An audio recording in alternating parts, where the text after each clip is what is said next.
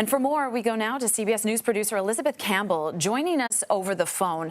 Elizabeth, you just spoke with a former Carter White House staffer. How are people close to him reacting to his death? It was certainly an emotional conversation. This staffer was clearly choked up when he was talking to me about just what an impact former President Carter had on so many different people.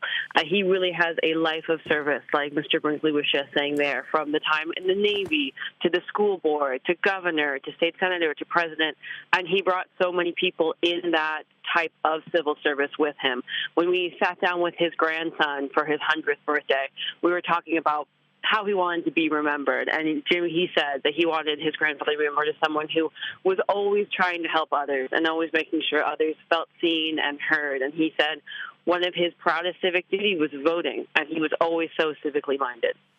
And what will the 39th president most be remembered for? You know, I think, again, that is a great moment of how the former president himself, quipped that he spent 4 years behind the Resolute desk in the Oval Office, but 40 years behind the copy Resolute desk in the Carter Center. That truly is his legacy of helping people internationally with whether it's disease or health or anything like that. And that Carter Center in Atlanta truly is a testament to him and Rosalynn Carter's work and how long they helped people. And let's talk a little bit about public observances and memorials. Do we know anything right now about funeral arrangements being planned?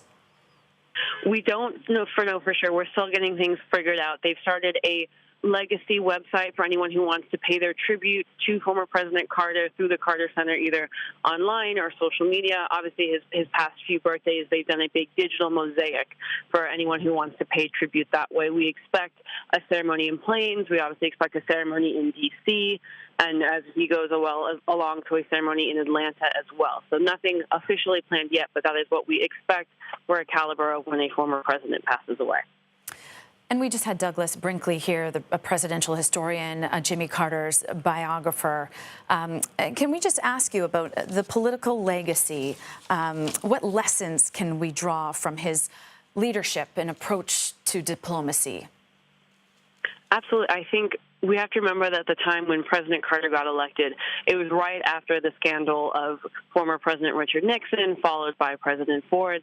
And Carter's whole promise to people when he started campaigning was, "I will never lie to you." And that was what he promised to do, and that is what he did do. He had varying levels of efficiency throughout his presidency. I think that's fair to say. But to that point that Mr. Brinkley was making of how steadfast he held in everything that he did, that is truly a testament. I mean, this is a man who, after the presidency, went home to Plains to teach Sunday school. He always made time for his grandkids. He always made time for anyone who wanted to come to Plains. And having been to Plains several times myself, that community still just truly loves him. He was always giving back, always looking out for other people, and that's not something you always see from a former president. And as you said, dedicated to a life of service, a humanitarian.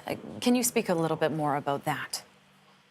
Yeah, I think it really, to him, was one of his proudest achievements. If you look at his desk in the Carter Center, on it was a lot of mementos and a lot of reflections of his time, but especially eradicating guinea worm was very close to him. He had a plaque about that on his desk that he saw every day in the Carter Center. And his humanitarian work going overseas as often as he did, he obviously was known for the peace accords during his time in the presidency, but he was always trying to help others.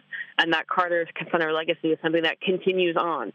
And even in through the final part of his days, he was still checking in and getting updates from the Carter Center.